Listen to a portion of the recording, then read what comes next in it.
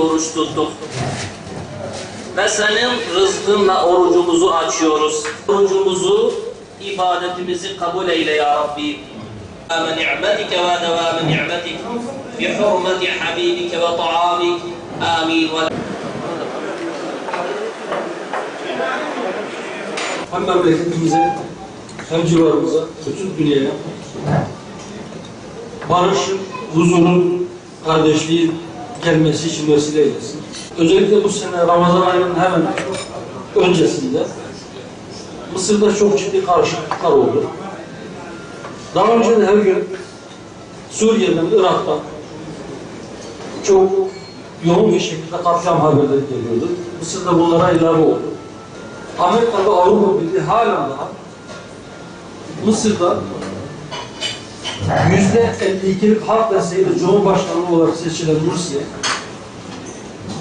üstelik Mısır tarihinin seçilmiş ilk sivil Cumhurbaşkanı Mursi'ye karşı yapılan askeri darbeye darbe bile yapıldı.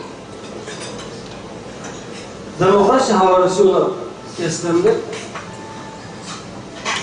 ve demokrasi götürüyoruz diye demokrasi götürme bahanesiyle ülkeler işgal etmeyi göze alanlar ve işgal edenler.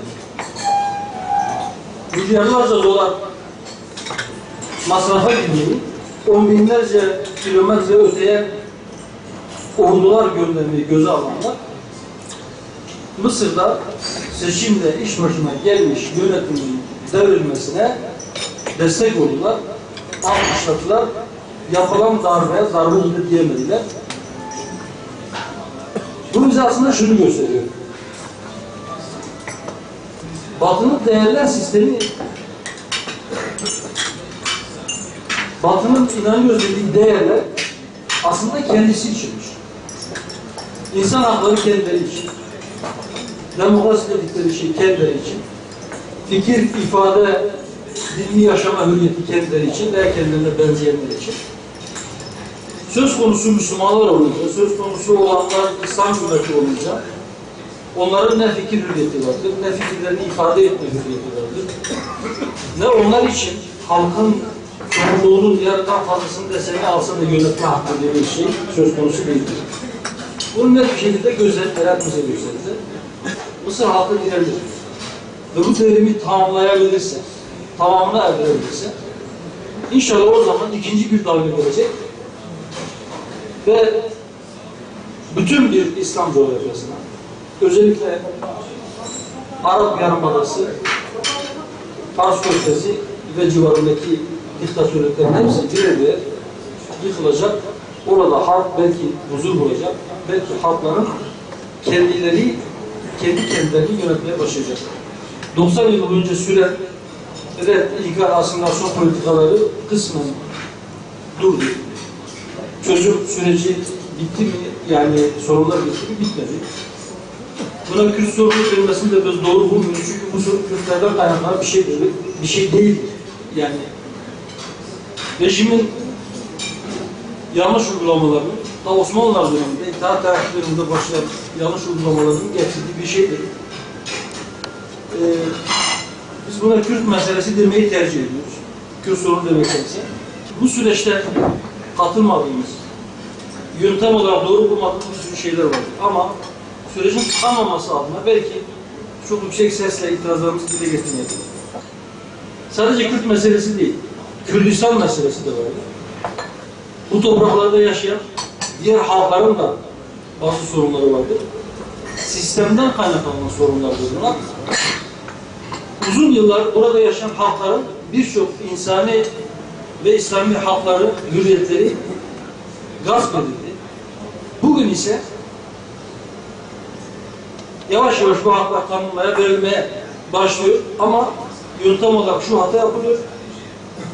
Hakların tanımında şu vardır. Bunlar doğuştan gelen, devredilemeyen, vazgeçilemeyen haklardır. Seküler bakış açısına göre bunların temeli pozitif hukuk kurallarında saklıdır. İşte İnsan Hakları Evrensel Beyannamesi veya Avrupa İnsan Hakları Sözleşmesi gibi. Bizim inancımıza göre bu hakların kaynağı da ilahidir.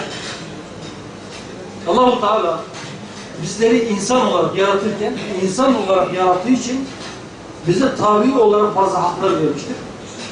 Bu haklar vehbidir. Yani Allah-u Teala tarafından bütün insanlara verilmiştir. Dolayısıyla bunların pazarlık konusu yapılması, bunların bazı şartlara bağlanmasını biz doğru bulmadık. Ana dilde eğitim bir hak ise, tabii bir insan hakkı ise bunun herhangi bir şarta bağlanması, birilerinin başka bir harekette bulunması şartına bağlanması kabul edilebilir bir şey değil.